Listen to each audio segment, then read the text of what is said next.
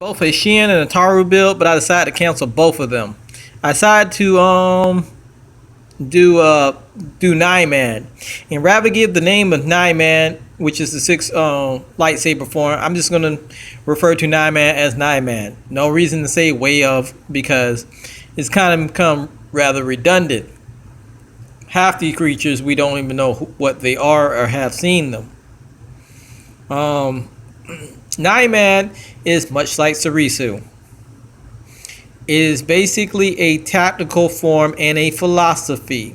It is not really a lightsaber form because it is a mixed martial arts. If you could say that, there are no real techniques to Niman except that Niman simply imputes and puts the force, applies the force to one's fighting style. Basically, instead of just relying heavily on your lightsaber, you also interweave force-based attacks into your lightsaber assaults. There are three levels to it.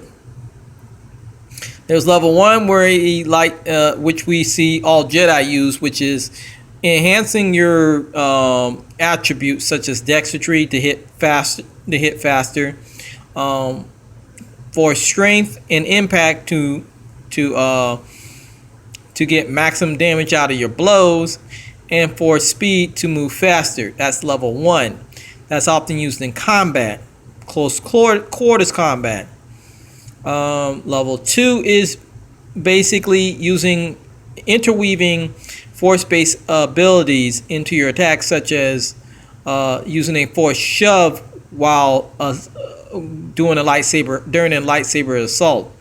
An example of this is Anakin and Obi-Wan's fight, where they basically hammer at each other until they get into a blade lock, at which point Anakin and Obi-Wan attempt to blow each other back with the force.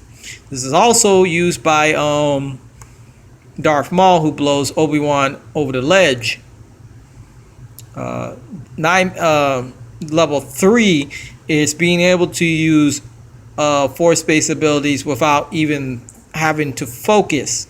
This is what Darth Vader did to Luke when he began summoning objects to throw at him while fighting him at the same time. Niman is both offensive and defensive, because a person could be totally defensive and use the force to attack you, or they can be used offensively while the person is assaulting you, as Darth Vader did, and still throw objects at you. Niman is the single best lightsaber. If it was a form, it'd be the single best lightsaber form over all the lightsaber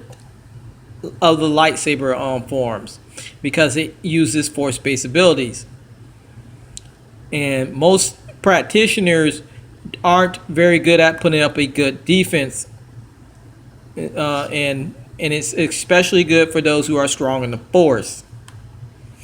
So to go up against a person who's a Niman specialist means you're going up not only against him but the force as well. You're basically almost fighting two people, the force and the practitioner themselves. However, in practicality, Niman is not a lightsaber form in itself, as I said, but rather a philosophy and tactic. You can be a Shi'an practitioner and use the Niman philosophy in interweaving force-based abilities. You can use Makashi one-handed and still use force-based abilities. This is why I said Niman isn't really a form; it's a tactic. Because you have to master the other 5 before getting to Niman.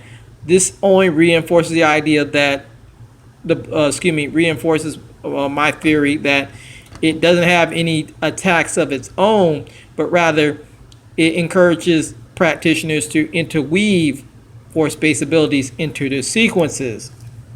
This is especially good for counselors, which is true, as said by many Star Wars historians, that that Niman is good for counselors because what they lack in lightsaber prowess, they make up in force-based abilities. So they don't have to practice real hard. Although XR Kun is said to be the reigning master of Niman, I have to refer to the best display of Niman being both Darth Maul and I hate to use this person, Star Killer and Galen Merrick.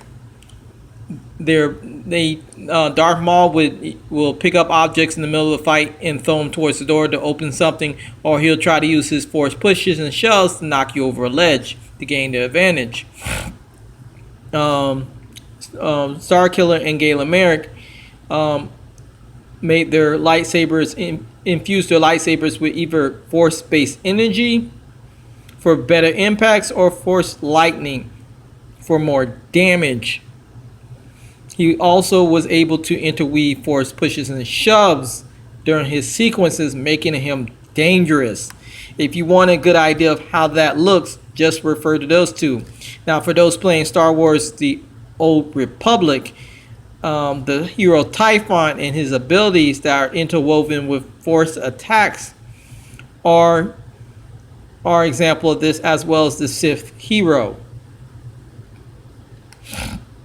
You may notice that they use force-based abilities in their attacks while fighting.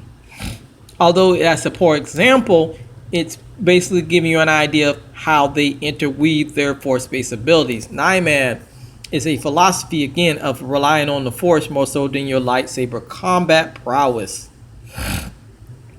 It has no strengths or weaknesses because you inherit the strengths and weaknesses of whatever pre-existing style you're using. So as I said, if you're using Xi'an Form 5, that aspect of Niman is only hampered by whatever existing weaknesses are in Form 5. Same thing with Ataru, Makashi, and Shicho.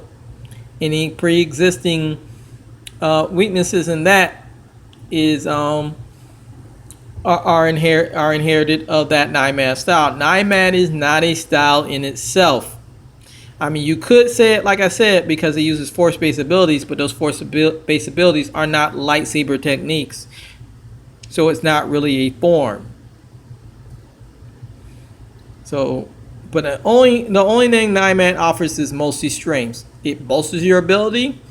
It you can use force-based abilities in the middle for a surprise attack, and it's good to penetrate the guards of those who don't put up force guards up quick.